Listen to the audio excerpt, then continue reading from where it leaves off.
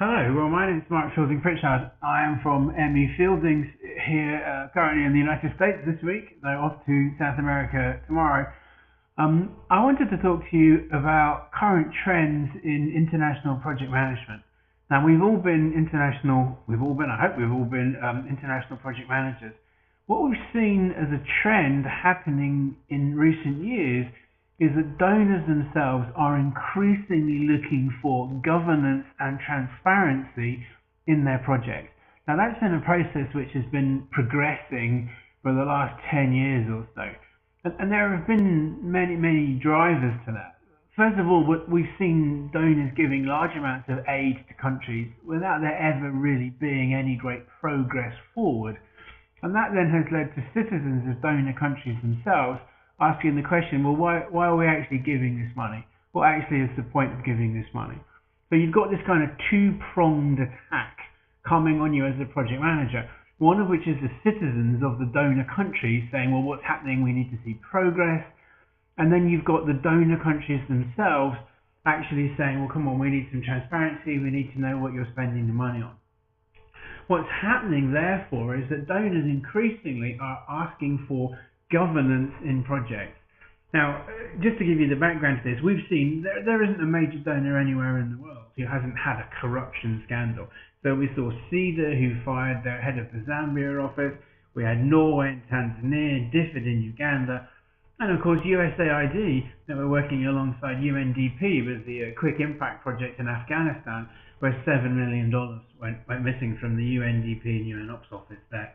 So this is your background to this idea of corruption, which is forcing, in economic hard times, donor countries and the citizens to question why they're giving money.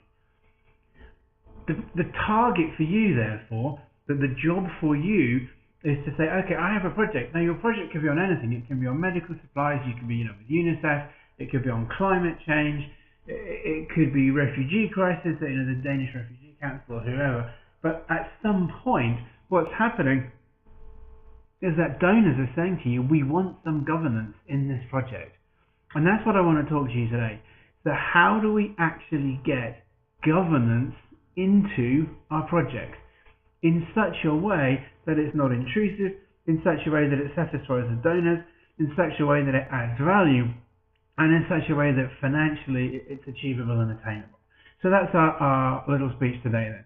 As I said, my name is Mark Fielding Pritchard. I'm from ME Fieldings, and we provide, surprise, we provide governance training. So let me talk to you about this for a couple of minutes. That's 3 minutes already. Let's move on to the next slide.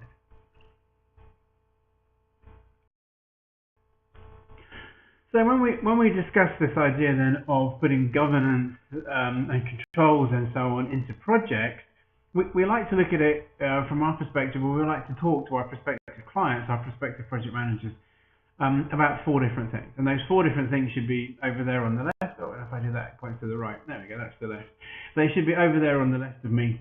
The 4 things are governance, sustainability, visibility, and finance. Right, governance itself, therefore, is the topic itself. So the standard that we do is we normally do a couple of days training. So either a 2 or 3 day training course. It depends on the quality of the participants, and it depends on the appetite of the participants. Basically, how long can they sit still for? So we would do a 2 or 3 day training course. We can tailor the training course to whether they are finance specialists, whether they are procurement specialists, and different types of procurement specialists as well. Do they come from NGOs? Do they come from the government, and so on? Or your project staff. So the first thing that we would normally do is insert a training course. Now, my guess is that there isn't one single person who's a project manager out there who doesn't have a huge long list, at least in a reasonable sized project, of training courses. So you're thinking to yourself, well, oh my God, not just another training course. So then what we have to do is we move on to the other items. One other thing that we do training in as well is we do training in ethics. And it works quite nicely. If you do a couple of days of, let's say, fraud and corruption for auditors, and then a day of ethics. In fact, probably best to do the ethics first. But that's the kind of thing that we would look at. Right, the second thing is sustainability. Now, this doesn't mean sustainability in terms of environmental sustainability. It means sustainability in terms of the actual product itself. I think that we all know that the situation there again is any of us haven't done this. We've been working for an organisation, Deloitte for whoever in my case, and they send you on a nice 2-3 day training course.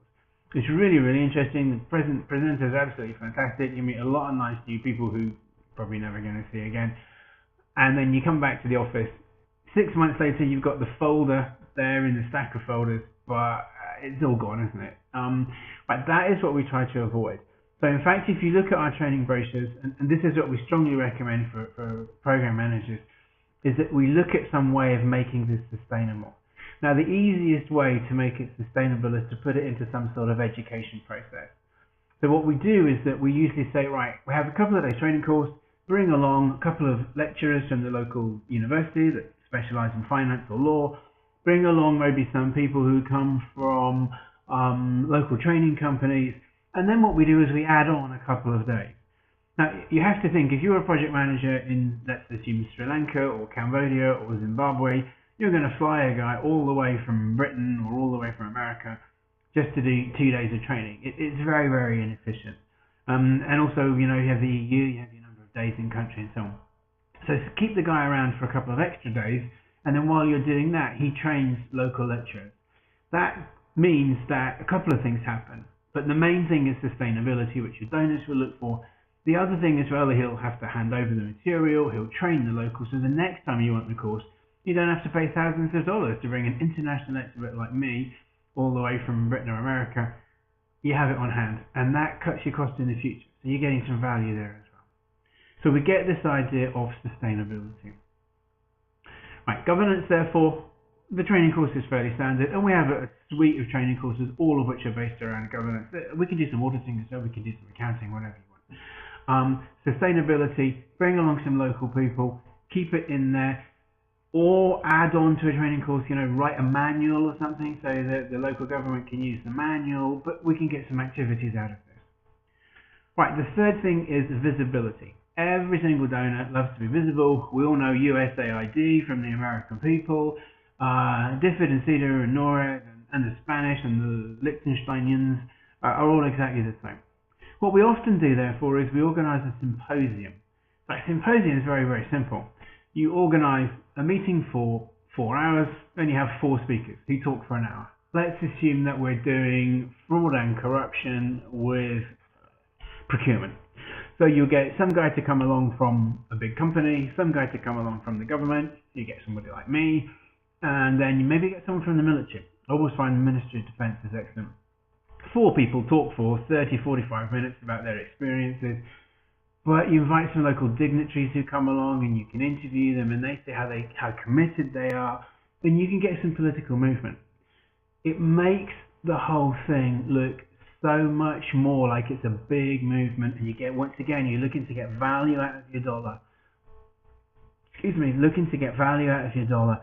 So local dignitaries, local parliamentarians, they love to get their face. If they're coming along, you'll get the press, you get the newspapers, you get now the internet newspapers.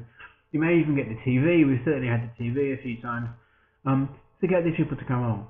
Get some visibility. It costs you nothing. The people will give their time for nothing, so you got $300, $500 for a room and a few cups of coffee. And you can put a lot of people in there. Again, this idea, sustainability, visibility, lots of people. You can invite 100 people.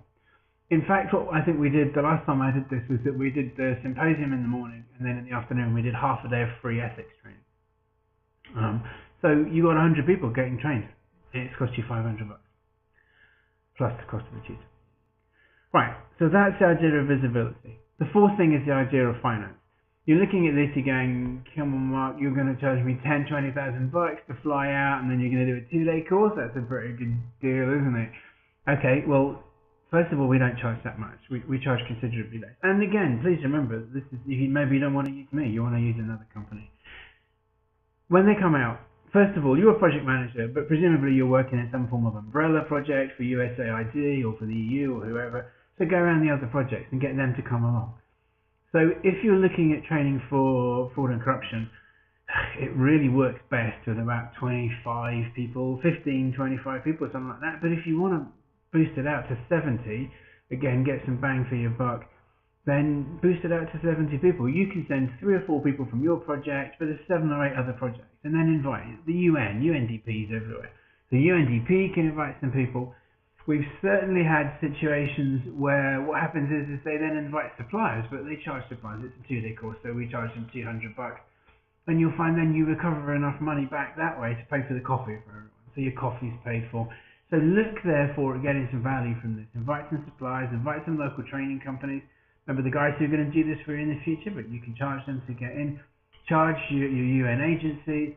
Look as well, what other charities are there around there?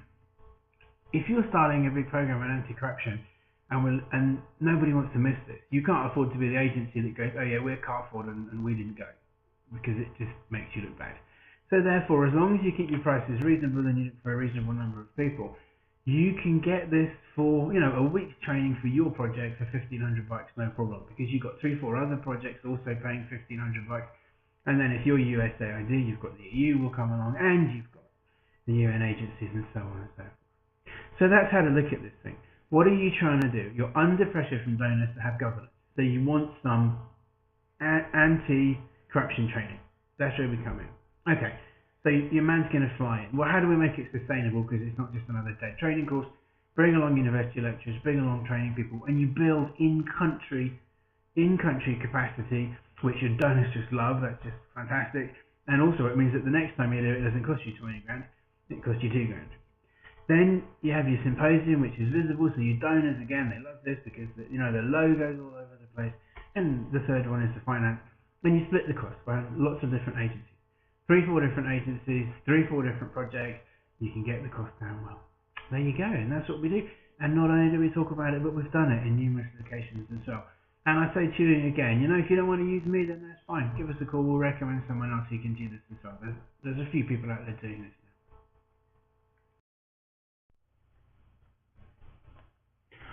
So there you have it then. I decided not to put my head, that's me on the right there in the seat. So I do wear a seat sometimes. So there you have it then. This is the products that we can offer you. We've done this all over the world. We have loads of references. I say again, if you don't want to use us, then please think about this anyway as a process and use someone else. What it gives you is it gives you options to achieve governance, at a relatively low price and with a very high visibility. Now, that's very important as well, because even if you're just writing a ProDoc or a project document, I know different organizations call them different things, ProDocs back in my day, PIDs I think they're called in some organizations as well. If you're writing one of these, and let's assume you're in a climate change project, there's going to be 4 or 5 organizations which are probably writing the same thing, but if you've got some governance there, then your governance is cross-cutting. And that is what USAID, if you read the USAID report on anti-corruption training, said they were looking for. They're looking for cross-cutting anti-corruption training. So you can now give them that, and therefore for a donor, you tick more boxes than your competition does. So organizing this stuff gives you a competitive advantage. And then once you've won, you set up your system, you build and control the in-country technical team that now has the expertise to do all of this, and then you can invite other people. So you're seen as a leader. Very, very good. And trust me, I promise you it works. Okay, if you decide you don't want it, thank you very much for listening. Anyway, you can find us on the website, you can find us on Facebook, you can find us on YouTube, and we are pretty much everywhere. There's also some anti-corruption training up there, and there's also some little ebooks and so on. So there's a lot of stuff for you to look at. Thanks a lot. Bye-bye.